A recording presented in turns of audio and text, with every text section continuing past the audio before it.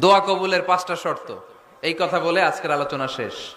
এই যারা বলেন দোয়া কবুল হয় না, দেখেন নিজেদের সাথে মিলে কিনা। এই 5টা শর্ত যদি পাওয়া যায়, মুহূর্তেই আপনার দোয়া আরশে যে নক করবে। 1 নাম্বার শর্ত আকলুল হালাল, হালাল খাওয়া। কি খাওয়া?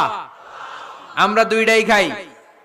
কেন দোয়া কবুল হয় না? মিলিয়ে নেন নিজের জীবনের সাথে, জাস্ট একটু মিলিয়ে নেন, খেয়াল করেন। আকলুল হালাল 1 নাম্বার শর্ত। ইউর ইনকাম শুড বি হালাল, ইউর ফুড শুড বি হালাল, ইউর ড্রিঙ্ক শুড বি হালাল, ইউর ফ্ল্যাট শুড বি হালাল, your bank balance should be হালাল। চিল্লায় বলেন ঠিক কিনা?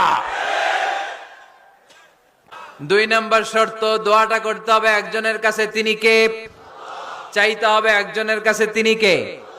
মসজিদে যে আল্লাহর কাছে চাইলেন, দরবারে যে বাবার কাছে চাইলেন, দোয়া কবুল কবুল হবে? হবে? চাইতে হবে একজনের কাছে।